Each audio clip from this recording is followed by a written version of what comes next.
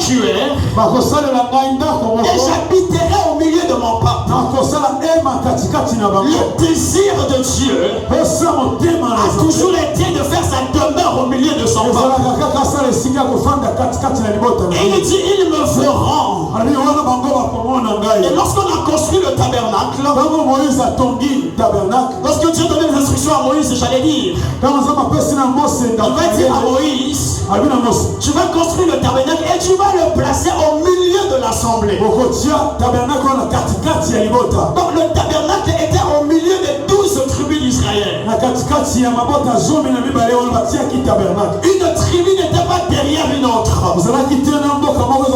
Les tribus étaient tout autour du tabernacle, de façon à ce que chacun pouvait voir la présence de Dieu.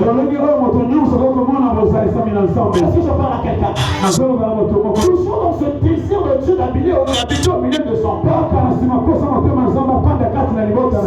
il y a 2000 ans, il a incarné la personne de Jésus et a été dans les ruelles de Nazareth.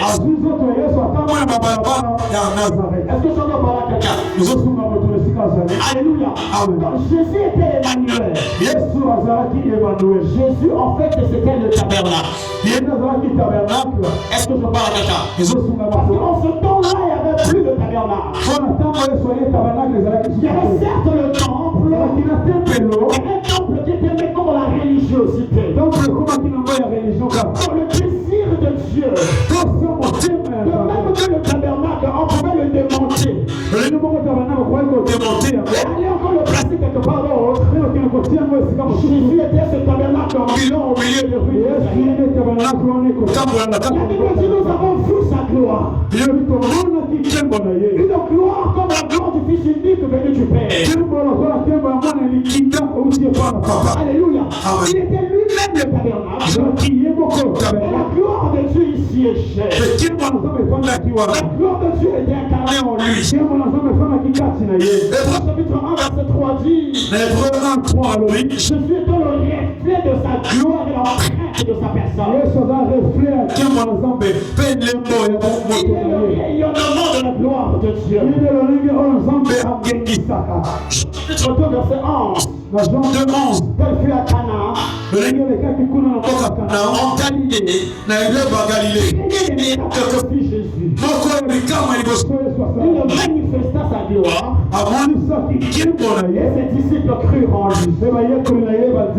La gloire de Dieu, c'est lorsqu'il y a des miracles. La gloire de Dieu, c'est lorsqu'il y a des guérisons. La gloire de Dieu, c'est lorsqu'on peut vivre Dieu de manière extraordinaire. Et